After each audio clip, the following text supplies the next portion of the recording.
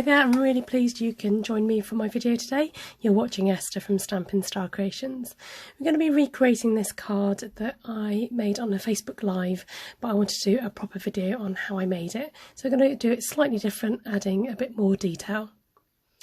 I'm going to be using the Beautiful You stamp set, and I've already pre-cut the Flirty Flamingo with the stitched framelit dies, and I'm showing you here which size dies that I used for each piece of card.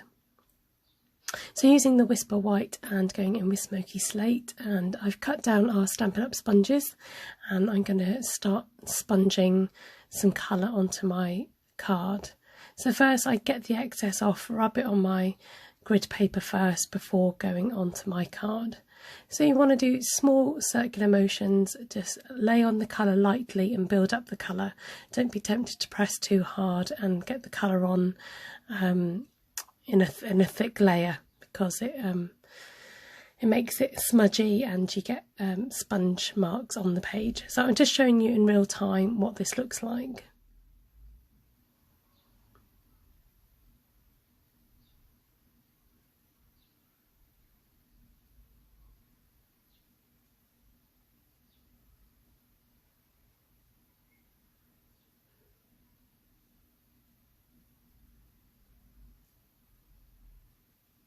Next we're going in with the Flirty Flamingo, and this is slightly inkier than my grey, so you'll see that the colour goes on a lot quicker. And I've sped up this part of the video also.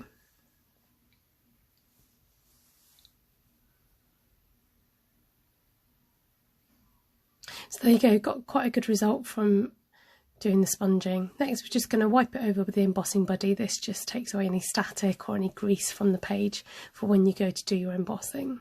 So using the Versamark ink, which is a great clear sticky ink, and it just is fantastic for doing clear embossing. You could just about see where I've stamped there. So I'm adding in the small rows. This sort of project, sometimes you need to do it in stages. It's difficult to see all the images that you're stamping, so either if you're a bit scared to go in with more stamping, you might want to emboss at this stage and then come back with more stamping. But I'm going straight in and trying to avoid the images that I've just stamped, and just to add some leaves to the outside.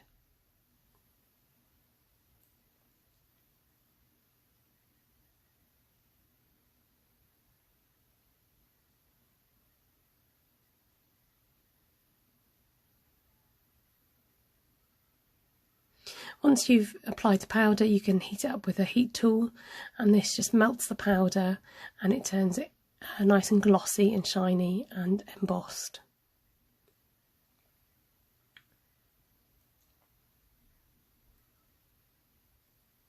I wanted to add a bit more detail, so I'm just get my words out, sorry. Rather than taking the risk, I decided to use the Embossing Buddy just to clear the page down again before adding those extra sprigs.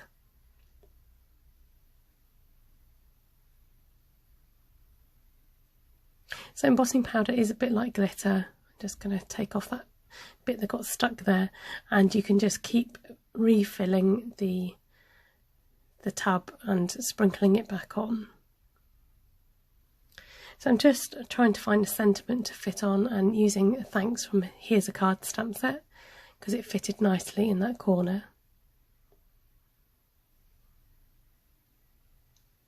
I decided to use my black Tuxedo Black Memento ink rather than trying to emboss the sentiment as well.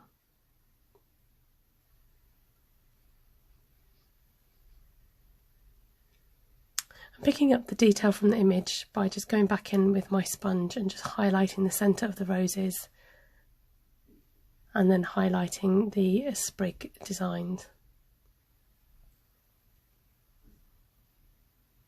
If you find that this dulls your embossing, if you just give it a heat with the gun, it will bring back the glossy shine to your embossing.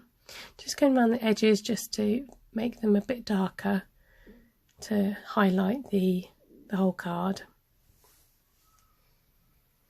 So I'm now going in with my Stampin' Blend and giving it a whack over the lid, and this just creates some splatters. So this is the brush end of the marker.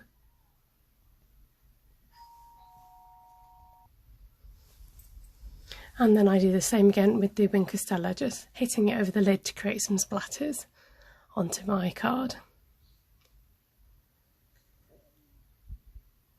Hopefully you can pick that up a bit on the screen. I'm using the Stampin' Blends to colour in some of the rhinestones. You can do this with any of the Stampin' Blends. They will dry and they'll hold the colour that you colour them in. This one was a bit of a runaway. It didn't want to stick down, and then it literally flinged across my desk. But I got it stuck down in the end.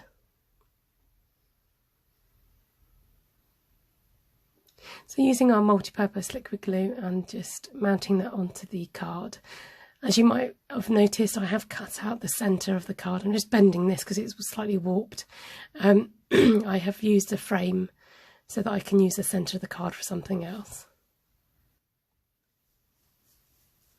Popping them up with some of the 3D foam pads, our Dimensionals, and then mounting it onto some basic black cardstock, which I think really just helps to set off the whole card. I hope you've enjoyed today's tutorial. It's lovely to have your company. Do subscribe to my channel and you can catch further videos with this stamp set and a lot more other videos that I've made also. Do press the bell button to get notifications, and I hope you enjoyed using this set yourself. Let me know how you get on with it. Thank you very much. Bye.